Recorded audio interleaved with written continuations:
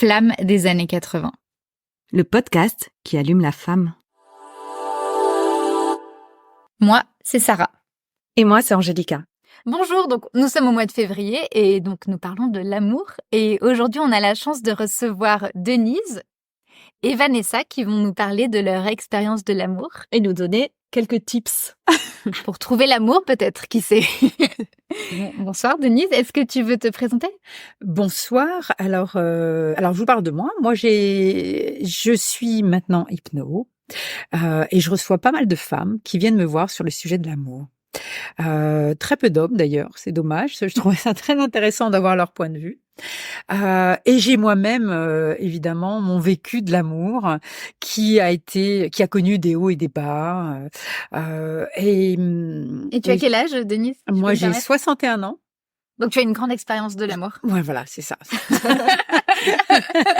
Avec des moments très intenses et puis des moments assez désertiques, on va dire, et puis des moments très intéressants. Et voilà, ça a été un long fleuve pas tranquille, très tumultueux, on va dire. Et c'est plus tranquille ces dernières années. Ah, super. Et moi, donc je suis Vanessa, je suis autrice, metteuse en scène et comédienne. Et d'ailleurs, dans mes univers, on parle beaucoup d'amour. Et j'ai eu des relations, j'ai été en couple et amoureuse très tôt. J'ai eu des longues relations jusqu'à arriver à un moment de désert total et en quête éperdue de trouver l'homme de ma vie pour fonder ma famille. Cui, les petits oiseaux. C'est moi. Et tu as quel âge aujourd'hui ? C'est la première fois que je le dis. Je veux dire, de ta vie à des milliers de personnes, j'imagine qu'ils vont écouter le podcast, des centaines de milliers. J'ai 44 ans. Bon, super. Est-ce que vous avez trouvé l'amour toutes les deux, là, du coup, si on peut partir là-dessus ? Oui. Et ça, c'est beau. Ouais.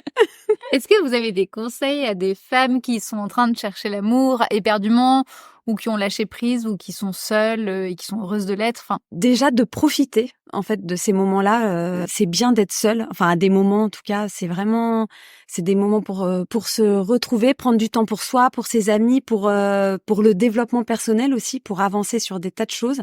Donc moi, je regrette pas du tout avec le recul ces périodes de célibat, parce que finalement, quand on est en couple, on n'a pas tellement de temps, et puis après, quand on a des enfants, on n'a plus de temps du tout. Enfin, on en a beaucoup moins en tout cas. Donc c'est des moments en or à saisir. Et puis, c'est de trouver, moi ça a mis beaucoup de temps, mais de trouver une confiance, d'avoir confiance en la vie, confiance en soi et confiance en l'amour, vraiment intrinsèquement dans ses cellules. Et là, c'est comme si la vie, en tout cas, c'est ce que j'ai vécu personnellement. Et c'est là où la vie, elle s'ouvre à nous.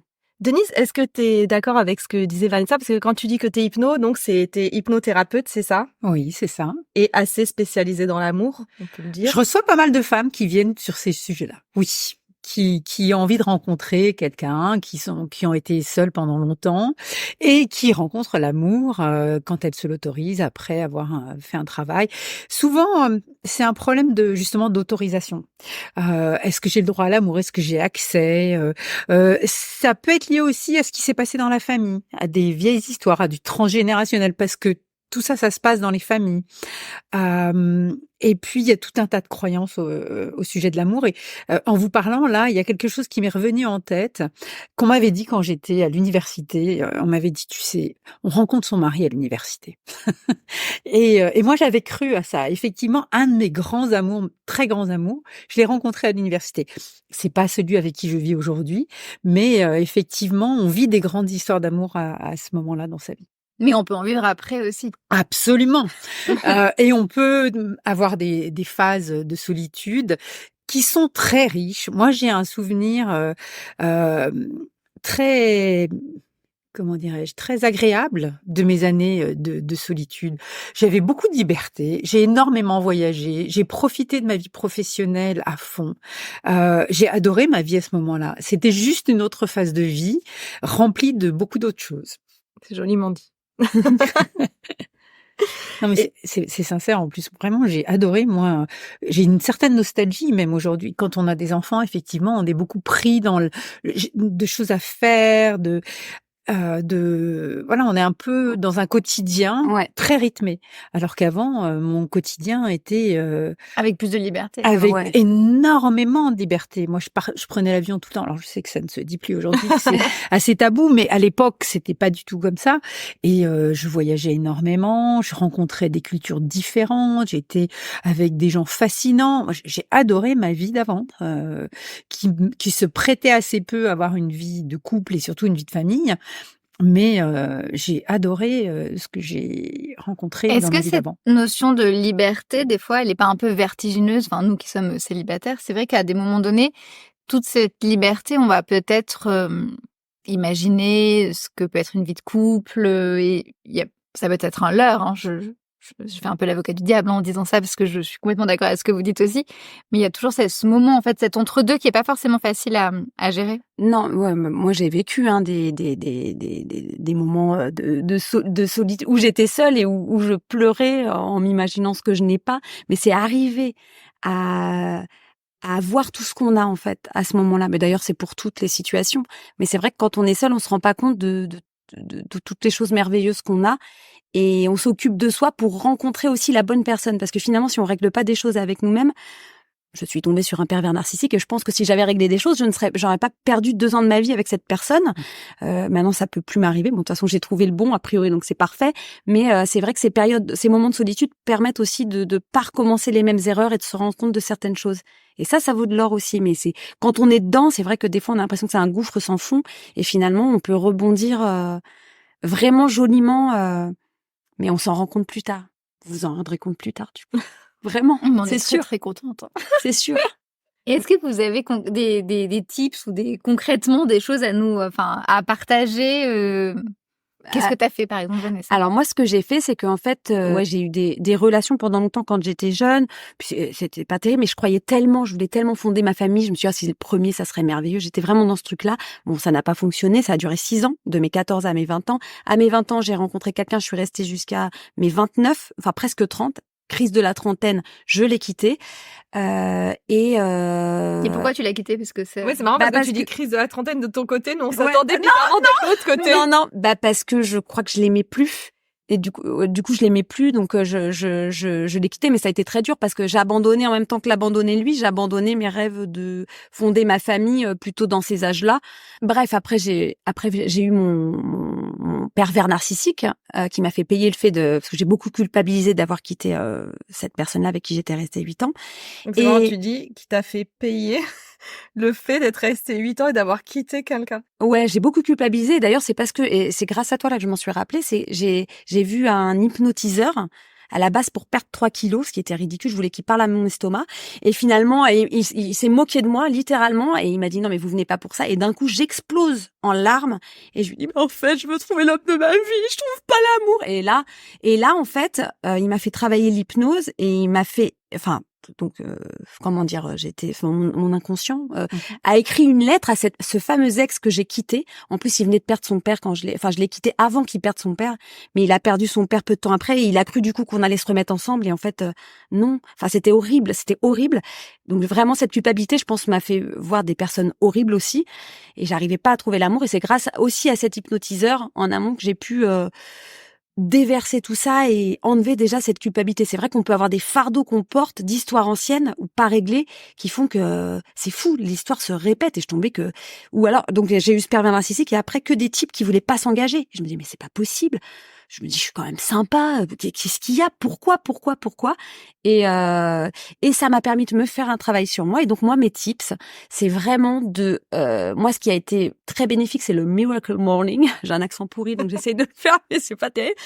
Donc ça a été 1 heure à prendre pour moi tous les matins où je faisais de la visualisation. Donc je me persuadais, je m'écrivais des phrases, je suis avec l'homme de ma vie, je suis éperdument amoureuse de lui aussi, nous avons des enfants, enfin vraiment j'écrivais des phrases, j'allais t'écris ça sur un carnet, tu sur écris un au carnet. présent. Au présent. Explique-nous bien comme si t'expliquais à une amie qu'est-ce que tu fais exactement. Affirmation, c'est écrit au présent ce que tu as envie de vivre, comme si tu les vivais déjà. Et donc à chaque fois donc ça l'idée du Miracle Morning, c'est vraiment de le faire tous les matins ou si on peut pas le matin à un autre moment, mais enfin tous les jours, et de se répéter ces phrases, entre autres plus de la méditation, tellement tu les répètes ces phrases et tu fais aussi de la visualisation. C'est-à-dire que tu t'imagines aussi. Tu as 10 minutes où tu t'imagines un petit peu ces phrases. Donc, ton monde idéal, ta maison idéale avec ton homme idéal, tout ça. Tu t'imagines, voilà, qui tu veux. Et t'y crois à fond, ce qui fait que vraiment, et au bout d'un moment, à force de le faire quotidiennement, bah, franchement, t'y crois. Enfin, c'est-à-dire que tu as une assurance, une confiance en la vie qui fait que tu te sens comme une warrior, et ce qui fait que je pense qu'après, quand j'avais des rendez-vous avec des types, et déjà qu'il y avait des trucs qui me plaisaient pas, bah, au lieu de m'accrocher comme une moule à son rocher, parce que j'avais trop envie d'être avec quelqu'un, bah, déjà, hop, ça dégageait, et mon Dieu que c'est bon. Et puis surtout, je vivais les jours seule, mais heureuse, quoi. Parce que c'est pas grave. Là, c'est pas le bon, c'est pas grave. Ça sera je sais pas quand, mais je savais qu'il allait arriver. Et donc, c'est vrai que c'est en ça où ça donne vraiment, vraiment une confiance. Et j'ai fait du feng shui aussi pour voir où était placé l'amour. Et en gros, et par exemple, moi, où était placé l'amour, je me rappelle plus, je le fais plus. Mais il y avait une photo de Niki de Saint-Phal qui avait une carabine, tu vois. C'était, et c'est tout bête, mais, et du coup, je me suis dit, ah ouais, d'accord. Donc, moi, j'avais cette photo de Niki de Saint-Phal qui est magnifique au demeurant, mais, qui disait, qui mettait un gros pan à la mort, tu vois. Et je l'ai enlevé. Et c'est des petites choses comme ça qui, finalement, je sais pas, c'est des outils, en fait, qui aident à vivre sa solitude et à se dire, oh, ok, ben, au moins, je suis dans l'action pour trouver l'amour, mais pas en allant avec n'importe quel type qui n'en vaut pas la peine, en fait. C'est marrant parce que ce que tu dis, c'est vraiment en action de l'amour de soi, en fait. Ouais, C'est en complètement. donnant son amour à soi, en se prenant du temps pour soi, en se priorisant, qui fait en sorte qu'à un moment donné, bah, quelqu'un arrivera et que tu le verras, parce que peut-être que des fois, il y a des gens, ils sont arrivés que tu les as pas Ah bah vus. complètement. Je pense que je suis passée à côté de certaines personnes parce que je voyais pas du tout. J'étais sur un Et j'ai une petite question, pendant combien de temps ça a duré le Miracle Morning? Écoute, bah pas tant que ça. J'ai vu mon hypnotiseur, donc avec cette révélation de cette lettre là à mon ex, alors que ça faisait 7 ans que je l'avais quitté, plus de 7 ans. T'imagines toutes les merdes que. T'as fait une lettre de pardon, qu'est-ce qui t'a fait faire en fait? Bah en fait c'est ma main qui bougeait toute seule, donc je ne sais pas ce que j'écrivais, mais c'était très long. On y pensait que ça allait durer 2 minutes, ça a duré 10 minutes. J'étais comme ça, mais donc t'es conscient, tu as ta main qui bouge. Donc là je fais la main qui bouge. J'y mets vraiment tout mon cœur, mais et en fait donc j'avais beaucoup à dire, et après il était accroché à une chaîne et j'ai coupé la chaîne pour me détacher de ce poids que je me mettais moi-même, finalement, parce que j'avais été trop triste de le rendre triste, mais bon, c'est la vie aussi quand t'aimes plus. Enfin, tu peux pas rester non plus, mais voilà, c'est ça. Et puis essayer de voir voilà où ça pêche, se noter un peu les relations qu'on a eues, comment ça s'est passé, pour voir un petit peu ce qui peut se ressembler et travailler là-dessus. Je pense que ça aide aussi pas mal. Mais en tout cas, moi, peu de temps après, j'ai rencontré mon amoureux qui est le papa de mes 2 petites filles. Et ça fait combien de temps que vous êtes ensemble? Et ben, ça fait 7 ans et demi. On a 2 petites filles, c'est merveilleux. Enfin, je veux dire, j'y croyais justement à ce moment-là, mais avant de faire tout ce travail sur moi, je me disais que c'était impossible, tu vois. Parce qu'il y a aussi cette pression d'avoir des enfants, enfin, de fonder sa famille. Il y a l'homme et puis la famille, quoi. Qu'est-ce que tu en penses de tous ces tips, Denise? Alors, en fait, moi, j'appelle ça le pouvoir de l'intention. C'est exactement ça. C'est-à-dire que d'une certaine manière, tu as reprogrammé ta vision de toi-même par rapport à l'amour et ta relation à l'amour. Et tu l'as décrite. Chaque matin, tu t'es assise, tu t'as écrit ton souhait, tu as écrit ton rêve, comme si tu y étais. Et ça, c'est une façon de reprogrammer d'autres façons de penser. On est tous programmés et l'humain est souvent programmé en négatif. C'est-à-dire qu'on a peur, on est plus porté sur le manque, sur ce qu'on n'a pas. Et en pratiquant comme ça, on va être porté sur le plein, ce qu'on peut obtenir, vers où on peut aller. Et si on le fait suffisamment longtemps, et 21 jours, c'est souvent le temps requis pour basculer. Ouais. Et puis pour basculer dans une autre forme de pensée. Et là, on se programme pour une autre vision du monde, et ça installe une espèce de confiance. C'est-à-dire qu'au lieu en réalité, quand on est versé vers le j'aurais pas, et on est persuadé j'aurais pas, je n'y arriverai pas, je ne suis pas à la hauteur, je ne mérite pas, et on est plus versé vers ça. Parce que la société, parce que notre éducation, parce que dans notre famille, parce que on sait, parce que des échecs amoureux, etc., qui ont confirmé que on n'est pas fait pour. Et quand on reprogramme les choses à l'inverse, tout d'un coup, l'évidence, c'est mais si, mais bien sûr, mais c'est pour moi, mais ça va m'arriver. Et là, on est en train d'inviter, on a une autre énergie, on Ouais. émet une autre énergie et on va attirer un autre type de personne. Ouais. Alors, C'est le Miracle tout type, Morning. alors Enfin, ça peut être ça, voilà, ça peut être cette forme-là. Chacun va y aller de son tips, mais ça peut être, moi, pour d'autres raisons, j'ai prié dans les temples thaï. Il y a des gens qui vont, je sais pas, avoir une pensée chaque soir en se couchant sur la personne qu'ils vont rencontrer, se l'imaginer. L'écriture, c'est très puissant aussi, hein, Ouais. mais ça peut être déjà une forme de pensée. Ça peut être dessiner, ça peut être se faire un tableau de visualisation devant lequel on va passer souvent, d'où la carabine. Effectivement, c'était pas bon dans la Ouais, c'est pas visualisation. terrible. Parce que- mais le tableau de visualisation, c'est quelque chose, on va passer devant tous les jours. Tu peux nous expliquer pour les gens qui savent pas ce que c'est Alors, un tableau de visuel? visualisation, ça va être un tableau sur lequel on va faire des collages, des dessins qui vont représenter ce à quoi on aspire. Et comme l'inconscient communique par le biais de symboles, ça va lui parler tout de suite. Automatiquement, l'inconscient, en passant devant l'image, il capte l'image. Donc, en repassant régulièrement devant, c'est comme si on se faisait une répétition de ça. Et quand l'inconscient sait exactement ce qu'on recherche et ce qu'on veut, il va le trouver. C'est quand on sait pas, c'est comme si on doit partir en vacances et qu'on va dans une agence de voyage et qu'on dit mais je voudrais partir en vacances. Si la personne, l'agent qui va préparer le voyage n'a pas plus d'indications, il va sûrement nous donner un voyage qui est pas le bon. D'où le fait qu'on va tomber sur la mauvaise personne, etc. Si on lui dit, moi je veux les Seychelles à telle époque, un hôtel comme ça, avec vue comme ça, pour tant de personnes, plutôt cosy, etc. Là, il va trouver le voyage de rêve. Ou il va dire, moi je fais pas ça. Allez voir l'autre agence qui est plus spécialisée là-dedans.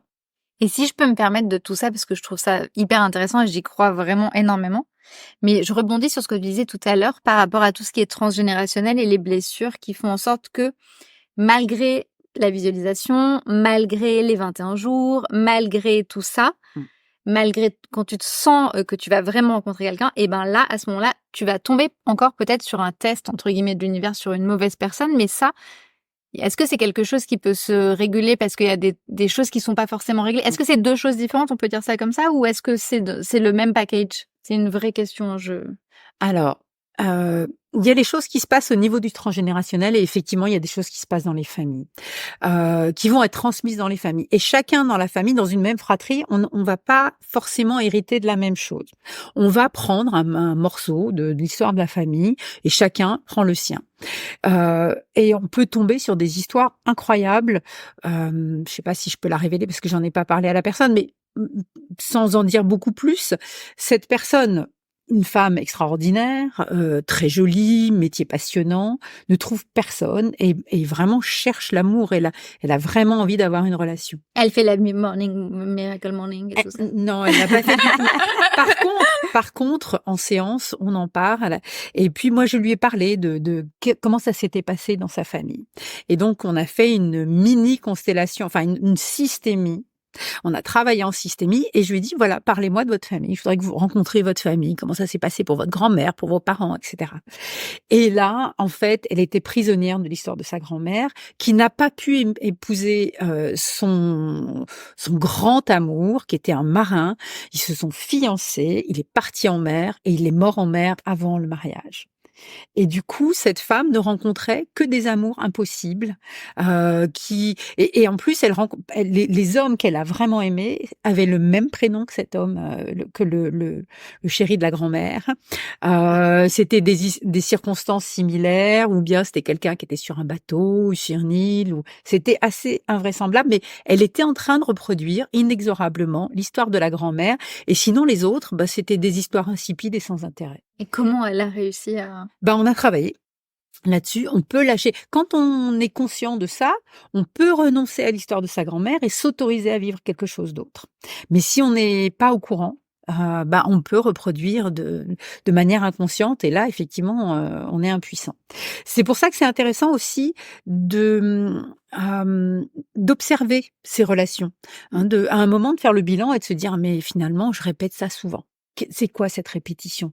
À quoi ça me ramène? Est-ce que je connais quelqu'un dans ma famille ou est-ce que c'est moi qui ai la croyance que ça doit se passer forcément comme ça? Et puis d'où ça vient? Est-ce que c'est quelqu'un dans ma jeunesse ou une amie qui m'a dit: «Ah oui, mais pour toi, ça va être toujours comme ça», ou un médecin, une personne sachante? Et du coup, je me suis approprié cette croyance et je l'applique. Mais la croyance, ça peut être de l'ordre transgénérationnel. Et là, il faut gratter un peu partout. Et grand-mère, comment ça s'est passé pour Oui, c'est toi? ça. Est-ce que Ta tu tante? Oui, moi est-ce je que tu recommande. conseilles d'aller Ah voir oui, sa famille? Parce que c'est vrai que oui, c'est des trucs qu'on fait pas. Des fois, ah l'amour, c'est oui. un sujet un peu tabou sur les grands-mères et tout, et d'aller les voir et de Mmh. leur dire, Il faut qu'elles soient encore là déjà. il faut qu'elles soient encore là. Ouais. Mais voilà, et ou même d'aller voir ta mère et de dire: «Ah, est-ce que tu connais un peu les amours de mamie ou papa?» C'est Est-ce que tu conseilles ça, d'aller un peu chercher les histoires de famille? Oui, je conseille vraiment d'aller chercher les histoires de famille. Il y a toujours quelqu'un qui sait. Il y a toujours quelqu'un qui va savoir ce dont la personne a besoin. On a même, et puis de toute façon, on le sait parce que c'est dans l'inconscient collectif. On peut même le retrouver par le biais de constellations familiales. Ça va sortir. Un jour, l'information va sortir. Les gens qui vont être dans la constellation vont dire: je sens ça ou je sens ça. Et pour la personne, «Ah, mais ça fait sens, mais moi, c'est comme ça que je vis». Donc, ça peut se retrouver, mais dans la famille, en interrogeant les parents, les grands-parents, les tantes, les grands-tantes, les cousins, ça se sait. Ça participe au fait d'être actrice aussi de sa solitude, enfin de pas rester comme ça. Enfin, c'est ça. Après, il y a plusieurs solutions possibles, mais de faire des choses, de pas juste subir, voilà, de pas subir, d'être actrice de ce qu'on vit, quoi, et d'essayer de trouver des solutions.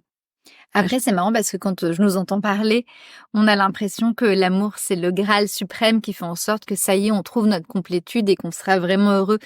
C'est pas que j'ai envie de le déconstruire, mais à un moment donné, peut-être que la solitude et d'être bien aussi, ça passe pas forcément par la rencontre amoureuse. Mmh. Je pose ça là, je sais pas si parce que je trouve que c'est important de pouvoir avoir plusieurs modèles en fait. Parce que là, on fait un épisode sur l'amour, donc mais Mmh. l'amour de soi, mais est-ce que c'est l'amour de soi, c'est vraiment à un moment donné de rencontrer quelqu'un pour pouvoir le partager? J'y crois, hein, donc je vais pas dire le contraire, mais pour prendre un peu de Bah, ça hauteur par rapport à ça ça. dépend de chacun aussi. Oui, bien Enfin, moi, sûr. je sais que depuis toute petite, je suis vraiment cuit et romantique, et donc c'était vraiment enfin, moi j'avais ça, mais après, c'est vrai qu'il a fallu que je m'aime moi-même et que je fasse un travail sur moi, enfin pour moi en fait, avant que ça soit pour l'amour. Je crois qu'il était vraiment pour moi, pour pouvoir rencontrer la bonne personne, pour être vraiment moi finalement, un peu. Alors on a toujours des trucs à travailler, ça y a pas de souci, mais en tout cas avec moins de couches qui me cachent, quoi, être un peu plus moi-même pour trouver, pour avoir vraiment les yeux dégagés et voir la bonne personne, parce que Trouver ce que tu avais besoin en fait, oui, ce que tu mais avais en envie. effet, d'être bien avec soi-même fera que, enfin, en fait, c'est vrai que l'autre, dans l'absolu, n'est qu'un plus. Mais c'est ce plus-là, si on le veut vraiment, faut déjà être bien, ouais, s'enlever des couches, quoi, des couches de peur, des couches d'angoisse, des couches de notre enfance, enfin des fardeaux, s'enlever des fardeaux, s'alléger. Donc là, on le fait quand même pour soi à la base. Qu'est-ce que tu en penses toi, Denis? Alors moi, je pense, c'est ma croyance, hein, que l'amour, c'est un but ultime de tout le monde. Mais en revanche, est-ce que le but ultime, c'est d'être en couple? Ça, c'est une autre question. Mais l'amour, oui, c'est le Graal pour moi. On en a besoin, c'est vital, c'est viscéral. Sans amour, je pense qu'on peut se dessécher comme une vieille pomme et en mourir.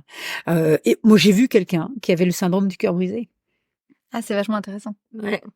Une de mes clientes a eu ça, et c'est le médecin, c'est le cardiologue qui lui a dit. Elle présentait tous les symptômes d'une crise cardiaque. Elle n'avait rien, et le chirurgien, le cardiologue lui a dit: écoutez, madame, vous êtes en train de faire le syndrome du cœur brisé. Donc on peut en mourir. Mais effectivement, la forme que l'amour va prendre, elle peut être diverse. Il y a des gens qui vont être très contents d'aimer des animaux, d'être très proches, de s'entourer d'animaux. Brigitte Bardot, c'est un exemple parfait. Elle a été très malheureuse en amour. C'est une femme qui est beaucoup plus proche de ça. Alors, on aime la personne ou pas, hein, mais je la cite parce qu'elle est très connue. Mais moi, je connais des gens qui vont adopter un chien ou un animal et qui vont être tellement plus heureux parce qu'il y a un amour sincère, fidèle, très attachant, inconditionnel. Vraiment inconditionnel. C'est peut-être ça qu'on Euh, recherche en fait, c'est un amour inconditionnel qui passe Ouais. par la maternité c'est là où c'est le meilleur exemple de l'amour inconditionnel. Pas tout le temps, hein, mais bon, souvent, c'est un peu le but. C'est intéressant ce que tu dis sur... Et ce qui, par contre, pour moi, dans le couple, il y a le fait d'avoir un miroir. Et c'est le miroir le plus difficile. Parce que comme on est attaché à l'autre, comme il y a de l'amour, quand ça fait mal, ça fait mal. Des miroirs, on en a tout le temps. On en a dans notre vie professionnelle, on en a avec les voisins, on en a avec les enfants. Là aussi, ça fait mal parce qu'il y a beaucoup d'affect. Mais plus le miroir est réalisé par des personnes avec lesquelles il y a beaucoup d'amour ou d'affect, plus ça fait mal. Néanmoins, c'est vraiment des champs d'expérience, d'expérimentation et de croissance énormes. C'est là où on grandit. Et dans notre relation amoureuse, on grandit. On se défait de nos couches, on lâche prise d'anciennes choses. Sinon, ça peut faire casser la relation et grandir à deux. C'est magnifique. Love, love, love. Mais ça peut prendre une autre forme. Hein. Vraiment, c'est quelque chose qui doit être choisi par la personne. Il y a des personnes qui sont pas faites pour vivre en couple. C'est vrai que l'amour, c'est primordial. C'est le pendant de la peur, quoi. Il y a la peur ou l'amour. Vraiment cuit. Mais c'est vrai, il y aurait plus... Non, mais tout irait bien dans le meilleur des mondes s'il y avait qu'amour, mais pas qu'amour de couple, hein, enfin, entre un homme et une femme. C'est vraiment de l'amour général. Donc après, voilà, chacun cherche l'amour, mais après, ça dépend... il peut le trouver différemment, quoi, en tout cas. C'était important pour moi aussi d'ouvrir pour certaines personnes qui sont pas forcément dans le couple ou ce qu'on disait tout à l'heure en off par rapport aux nouvelles générations. Mais c'est vrai que sans amour, on vit pas. Tout est amour. Les relations, ce qu'on fait ce soir, c'est amour parce que on fait ça dans le but d'aider des gens qui vont peut-être nous entendre. On se rencontre, on passe un bon moment. Enfin, ça fait partie de ça aussi, l'amour. Oui, là, il y a de l'amour aussi. Voilà, beaucoup d'amour. Oui. Aussi, quand on a une passion pour quelque chose, je sais pas, une passion artistique ou c'est aussi de l'amour. C'est une expression très forte. Il y a beaucoup d'énergie. C'est nourrissant. En fait, ça nous régénère. Et sans ça, voilà. Moi, j'ai vraiment cette vision de la pomme desséchée qui se régénère pas, quoi. Ouais, puis c'est le lien aussi, je trouve. L'amour, ça fait partie du lien. Enfin, c'est les liens qu'on tisse, qui peuvent être, comme tu l'as dit, avec des animaux, avec des amis, avec une famille, avec un amoureux aussi. On prend le risque d'avoir ce miroir en face de nous. Et toi, du coup, Vanessa, donc t'as pris ce risque. Comment tu l'as rencontré? Est-ce que c'est une évidence? Parce que du coup, quand tu te sens prête, est-ce qu'à un moment donné, t'arrives devant lui et tu dis c'est lui? Enfin, la genèse de cet amour, c'est... Alors, ce qui est drôle, c'est qu'à l'époque, j'étais sur des applis de rencontres et ça m'angoissait éperdument parce que avoir un rendez-vous dans un café, tu connais pas... j'étais malade à chaque fois, je détestais ça. Et en fait, là, pour le coup, j'étais en vacances, c'était l'été à Noirmoutier et je m'étais dit que je regarderais pas l'appli. Puis là, je l'ai regardé, puis du coup, il y a 3 pécos, il y a personne. Hein. C'est pas comme à Paris, il y avait personne. C'était Happen à l'époque. Je crois que ça existe toujours. D'accord, voilà. Donc c'est ceux qui sont à côté, quoi, les voisins, on va dire. Et donc il y avait Pierre, mais bon, je me suis dit bon. Puis je me suis dit, tu sais, sur la plaine, bon. Et puis lui aussi, donc on a matché, comme on dit dans le jargon. Et puis en fait, moi j'avais pas du tout le temps de le voir. Je partais 2 jours après. Et puis en fait, il me propose un rendez-vous sur la plage. Donc déjà, moi ça changeait du café. Alors évidemment, je me suis pas mise en maillot de bain parce que là, j'étais en petite robe avec un petit chapeau, mais je me suis dit, et j'avais qu'une demi-heure moi parce que je devais acheter des gâteaux pour ma grand-mère et ma mère parce que je partais le lendemain. Donc et puis je préparais mon spectacle qui arrivait. J'avais 2 spectacles, j'avais trop de boulot. J'avais même pas la tête à ça, mais je me suis dit tiens, c'est marrant parce que ça change des cafés à Paris. On va tenter, quoi. Bon, j'ai bien fait.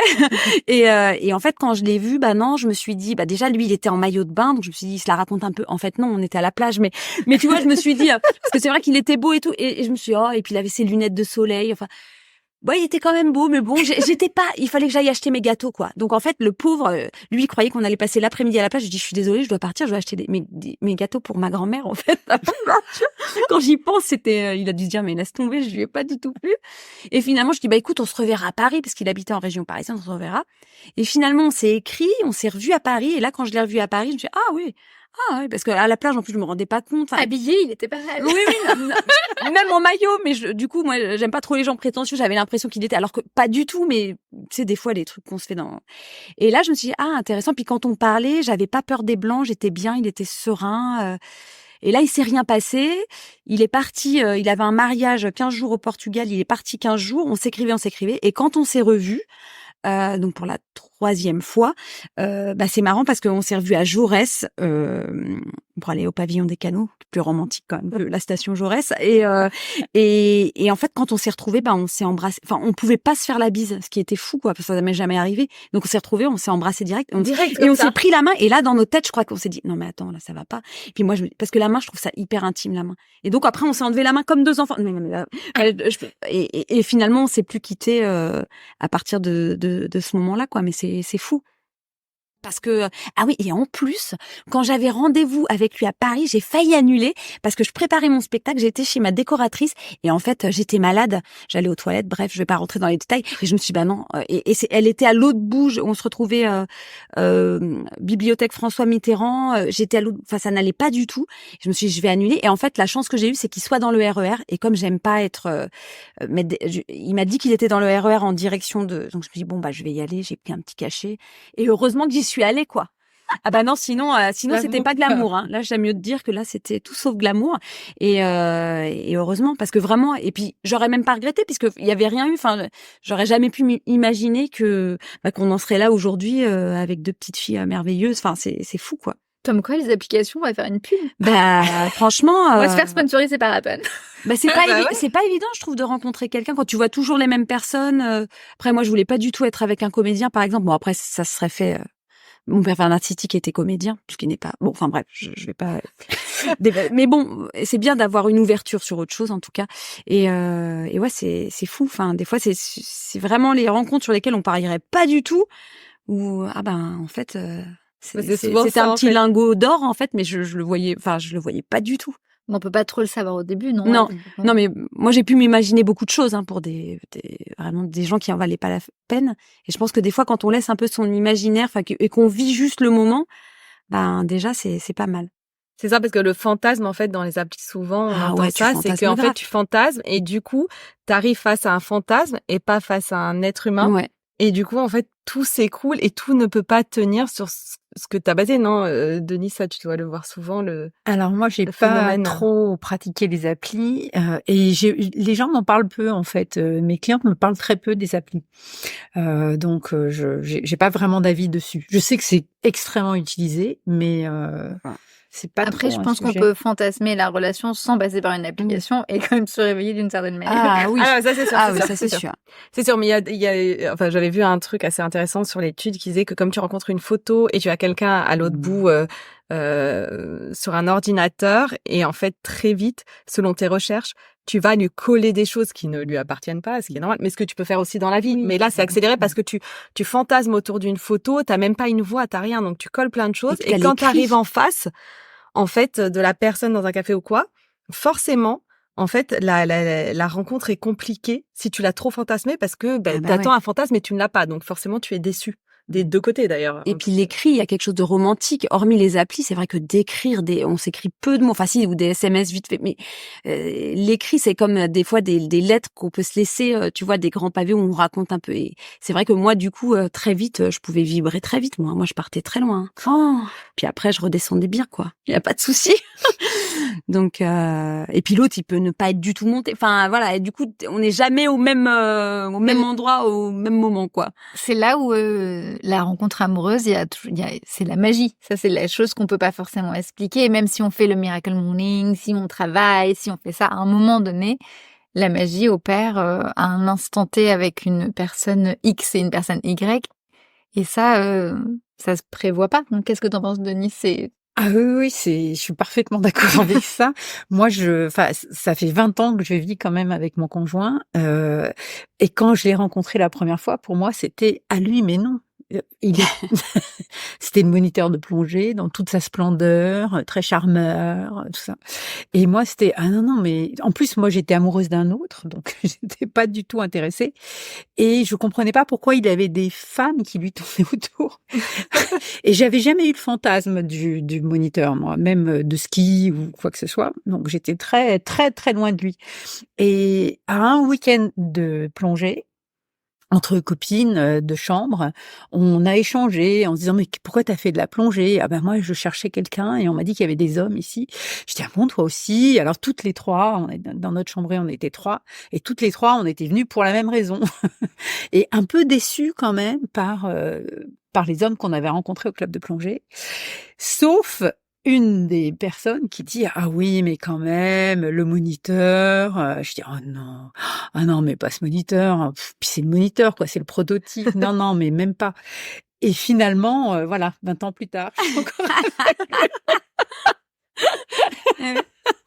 donc c'était absolument pas un coup monté et il y avait 0 fantasme de ma part au démarrage.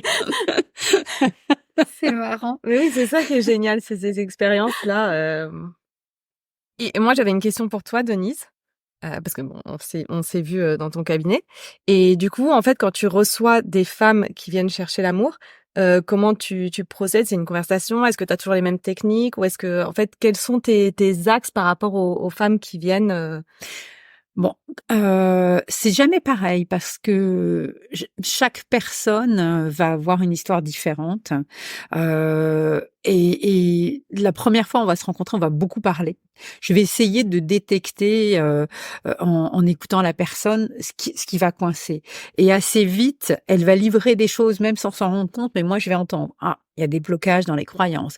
Ah, il y a une déception amoureuse. Il y a un deuil qui n'est pas fait. Tiens, ça ressemble à des répétitions. Donc je vais peut-être creuser. Est-ce que dans votre famille, c'est passé des choses comme ça? Donc des fois, la personne va le savoir ou pas. Mais si elle le sait pas, peut-être que on va justement faire une séance en systémie pour explorer un peu plus et je l'inviterai à questionner sa famille. Vous connaissez votre arbre généalogique, vous connaissez les histoires ou pas. Et puis quand il s'agit de croyances, ben moi on m'a dit que j'aimerais jamais personne. De toute façon j'étais pas aimée. Et puis même dans ma classe on m'aimait pas. Puis j'ai été harcelée. Ce genre de choses. Ben, on va travailler sur cette croyance-là pour la modifier. Donc ça peut être un travail de deuil en tant que tel, si la personne a besoin de ça. Ça peut être un travail sur des croyances. Ça peut être un travail sur l'estime de soi aussi, parce que s'accorder l'amour, ça demande de s'aimer aussi. Ça demande de se sentir digne d'être aimé. Ça aussi, c'est important. Il y a plein de gens qui se sentent pas dignes d'être aimés, à qui on a appris ils en valaient pas la peine, qu'ils avaient pas de valeur. Et donc tout ça, en fonction de la personne, le programme sera différent et on va travailler sur ces points-là. Tu donnes des exercices à faire Alors, j'essaye d'en donner le moins possible parce que je sais que les gens ne les font pas toujours. Ça va dépendre de la personne. Si je sens que c'est le premier de la classe ou la première de la classe, je vais donner du travail à faire parce qu'effectivement, ce sera fait. Mais si je sens que la personne elle est en train de me regarder en disant: «Oh là là, ça m'a l'air un peu», OK, c'est pas la peine. En hypnose, dans l'instant, on peut transformer les choses. Une déprogrammation, ça peut se faire, si la personne est prête, elle peut faire son lâcher prise dans l'instant. Ça peut même des fois dépendre de la dernière phrase que je vais dire quand elle va sortir. C'est magique comme ça, hein. En réalité, heu, c'était un homme médecine, amérindien que j'avais rencontré qui disait: «Le chemin le plus court et le plus long, c'est celui entre là et là». Donc entre Denise la nous montre sa tête tête et le cœur. et son cœur. Voilà. Donc c'est une distance qui est très courte finalement. Enfin, plus on est grand, plus elle est longue, mais quand même ça reste très Ça reste court. très court. mais ça peut être une distance très longue. Mais comme c'est en réalité très court, si on dit quelque chose qui va parler aux deux en même temps, le lâcher prise peut se faire dans l'instant. C'est une grosse responsabilité quand même. Moi, je respecte la personne. Si la personne est prête, elle est prête. Si elle est pas prête, moi, je peux rien. C'est vraiment quand la personne est mûre, ça va se passer. Et même, ça peut se passer très longtemps après. Par rapport à du travail qu'on aura fait en séance, la personne n'était pas prête à ce moment-là, mais 2 ans après, ça va se débloquer parce que elle va rencontrer une personne, elle va comprendre, les choses vont se mettre en route et c'est le jeton tombe quoi, quelque part. C'est un peu cette idée-là quoi. Ça fait son chemin en tous les cas. Ça remet les choses en place pour qu'un jour ça fasse son chemin et que ça se débloque. Non, mais c'est vrai que souvent on est, mais bon, ça revient à ce qu'on disait tout à l'heure, à l'amour de soi et tout. Mais c'est vrai que souvent on a l'impression que c'est la vie qui s'acharne ou qu'on n'a pas le bon, enfin que le hasard est mauvais. Enfin voilà, on a l'impression que en fait on va chercher à l'extérieur partout des raisons, mais en fait, on va jamais chercher en nous, parce que on se dit, comme tu disais tout à l'heure, tu disais: «Je comprenais pas», toi, Vanessa, tu disais: «Je comprenais pas, je suis sympa, je suis friendly, j'ai des amis, je suis mignonne». Enfin, c'est vrai et on est toutes comme ça et en fait, c'est assez intéressant de voir que, peut-être pour trouver l'amour, effectivement, ça se trouve en soi, mais ça va pas être les mêmes choses. Tu parlais des fausses croyances, des choses aussi qu'on t'a dit, hem qu'on t'a martelé, du harcèlement, des choses dans la famille De la et en fait culpabilité, du coup, De pour la moi, c'est vrai. culpabilité ouais, la aussi, bien sûr. culpabilité et en fait, pour chaque personne, il va y avoir, peut-être un truc différent à travailler mais en soi et c'est pour ça que c'est super, Mais du coup, je me permets de reprendre, en fait, l'extérieur sert de miroir aussi. Donc tous les événements qui vont se répéter, où la personne risque de se dire: «Pourquoi ça s'acharne? Pourquoi, est-ce que ça se passe toujours comme ça pour moi?» Au lieu de le voir comme ça, c'est: «Qu'est-ce que ça vient me raconter sur moi? Pourquoi est-ce que ça m'arrive régulièrement? J'ai un truc à comprendre là-dessus». Et là, ça change le point de vue. On le vit plus comme une victime qui subit, mais on devient acteur. Et là, on a le levier pour changer, pour se dire: «Ah mais oui, mais alors ça m'arrive à chaque fois, mais d'où ça vient ce truc-là? Ah» et là, même la personne seule peut arriver à comprendre que, c'est une croyance, mais c'est comme ma mère, mais mes parents, ils ont vécu la même chose et ils ont divorcé, mais c'est pour ça que pour moi, c'est difficile de. En fait, c'est se laisser enseigner par ce qu'on vit tous les jours. C'est ça, prendre les expériences comme des exercices. Même si ça se passe mal, se dire, c'était un exercice, la prochaine fois, l'exercice, je le ferai mieux. Est-ce que vous avez encore t'as encore des choses à dire ou vous avez un dernier petit mot pour la fin ou... D'y croire, hein, d'y croire. De croire, Cuicuiland. Non, mais de croire en ses rêves, vraiment de croire en Oui. soi et toutes les possibilités, ne pas s'enfermer. Il y a plein de possibilités. Oui, moi je rejoins ça. Il y a aujourd'hui, on parle de ligne quantique et de pouvoir choisir la ligne quantique sur laquelle on a envie d'être. Et franchement, moi j'y crois pour l'avoir vécu personnellement et pas que par rapport à l'amour ou par rapport aux enfants, mais dans d'autres domaines de ma vie. Il m'est arrivé des tas de choses où je me suis dit, mais je me suis pincée en me disant, c'est pas en train d'arriver vraiment. Et si c'était en train d'arriver. Donc, il y a énormément de possibles. Il faut choisir, il faut vraiment offrir son choix, le montrer, en parler, le dire. Euh, euh, Quand on parle de prière, c'est ça, hein, c'est faire sa demande en fait. Oui, oui, oui. Faire sa demande et le faire savoir et en parler autour de soi. Et on va avoir des réponses. Et ça, c'est très important. Et à partir de là, il y a plein de choses qui sont possibles. Quand tu parlais de faire le ménage, etc., moi j'appelle ça un peu faire des réglages. Mmh. Et dans mon métier, j'ai un peu l'impression d'être là à essayer de faire des réglages. Alors là, ça coince, là, c'est pas terrible, là, on peut faire mieux, là, c'est un tout petit réglage, rien du tout, mais ça va faire la différence. Et c'est vraiment quelque chose de cet ordre-là. C'est comme un ingé son avec ses curseurs qui va faire ses petits réglages, ou les grands, des fois, hein, ça peut être des grands, mais ça demande une connaissance de soi, ça demande d'avoir la foi en la vie. Et puis des fois, ça prend un peu de temps. Et Ah des fois, ça oui. prend mais même beaucoup de temps. Ça prend beaucoup de temps. Moi, je dis ça aujourd'hui, hein, j'ai 60 ans. Hein. Il y a un certain nombre d'années, avant de commencer le travail de développement personnel, j'étais pas du tout là-dedans. Hein. J'étais dans la frustration. Est-ce que je vais y arriver? En tous les cas, dans certains domaines, dans le domaine de l'amour. Même si j'ai aimé ma vie seule, il y avait des moments quand même, je me disais, oh, ça fait un peu seul, ça dure un peu longtemps, depuis longtemps. Cette histoire. L'impatience. Ça fait un peu longtemps que ça dure quand même. Bon. Des fois, c'est la durée est à la hauteur de ce qu'il faut traverser, de peut-être ce qu'il faut nettoyer à la fois dans le transgénérationnel et à la fois dans ses croyances. Ça peut. C'est aussi une histoire de résistance. Plus on est fort, plus on est résistant. Et ça, c'est la rançon de la force. C'est très bien d'être fort, c'est super, mais on a aussi énormément de force pour garder toutes les couches, toute l'armure qui nous empêche d'avoir accès à autre chose. Mais c'est vrai que souvent il y a ce truc de guerrière et Oui, de savoir qu'on est une guerrière et Oui. de se dire et donc il y a un truc un peu qu'on élève comme ça. Oui. Mais moi je suis une guerrière, moi je suis une guerrière. Mhm. Mais en fait c'est vrai que la guerrière elle a un énorme bouclier et plus le bouclier est gros, plus ça va être compliqué de passer au travers aussi. Ouais. D'aller chercher la vulnérabilité. Ouais. Mm. Et ça c'est hyper important. On va finir là-dessus. Ouais. Bah, en tout cas, merci pour avoir partagé ce moment d'amour avec nous. Merci. J'espère que- Merci. tous les trois. Et je voulais juste dire que on a parlé beaucoup de transgénérationnel et de constellation familiale. Donc je sais pas si tout le monde sait ce que c'est, mais bon, si vous souhaitez, vous pouvez vous renseigner, c'est très intéressant.